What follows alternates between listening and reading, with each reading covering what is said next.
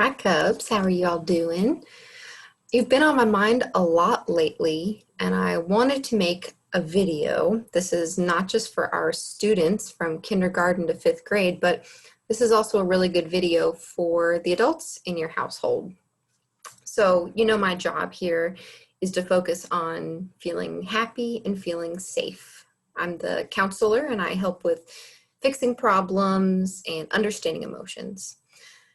So I think all of us can agree that, especially this past weekend, man, have we had a lot of change. We've had a presidential election that we don't know the results of yet, but that's had a lot of people kind of on edge. You might have heard a lot of conversations about politics, and some people are feeling excited, some people are feeling upset. Maybe you haven't heard anything about politics in your household, but I bet a lot of you have. And then on top of that, we just found out again on Friday that we're not going to come back to in-person school, at least for this week.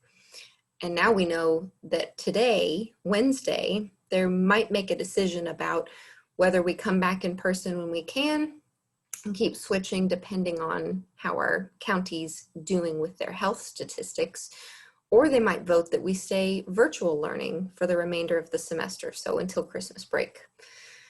I don't know about you guys, but I really like to feel like I'm in control of things in my life. Not everything. I understand that I can't control everything, but I like to feel like I know what's going to happen. I'd say everybody feels that way. I know that babies like to know when they're going to sleep and when they're going to eat. And when we're in school, we like knowing that we go to this class first and then to this one, and we know what time recess is. So right now, guys, there is a lot of stuff that we cannot control. So I'm here to bring you a little message about how to take care of ourselves when there's so much going on around us that affects us, but we can't control it. It's one of the hardest feelings to have because it's really frustrating to know that we can't fix the things that are making us feel bad. So I feel like this too. This is not just something that kids experience. This is something that grown-ups feel too. When we're out of control of situations around us, I always suggest to focus on yourself. I can't control whether or not we're going to come back to school Monday in person or stay virtual. I can't control what's happening with politics. I can't control what's happening with COVID-19, but I can control what I do with myself, my time, my body, my energy. So I'm going to tell you what I've been doing to take care of myself, and maybe it will encourage you to take care of yourself. So I actually started doing something with about 10 of your teachers here at school. We're all doing it together. We're focusing on doing 7 good habits every day. And it's actually part of this thing called the Whole Life Challenge. It's kind of like a game to take care of yourself.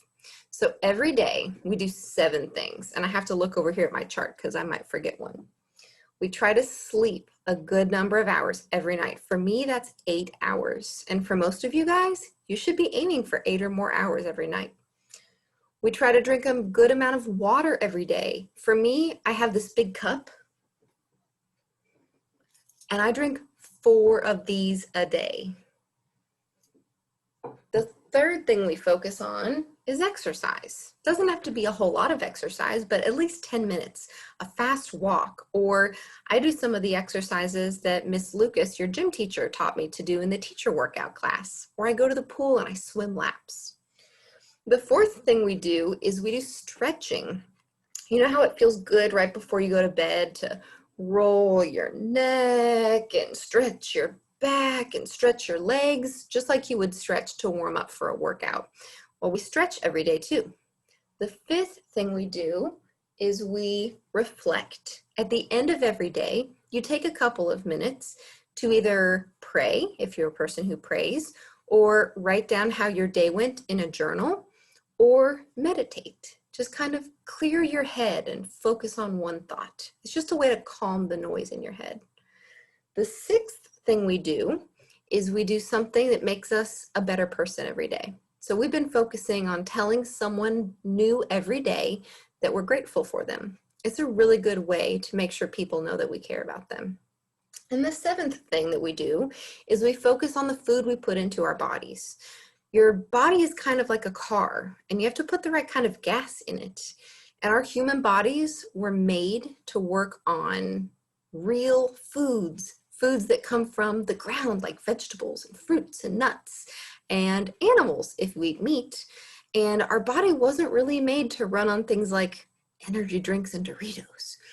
So we all eat things that we know aren't healthy for us sometimes because food should taste good. It should make us happy.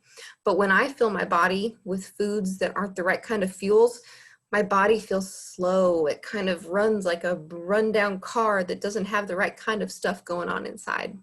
So anyways, I'm just sharing that with you because I want you to know that it's so normal if right now you're feeling overwhelmed by all of the changes and the things happening around us that we can't control.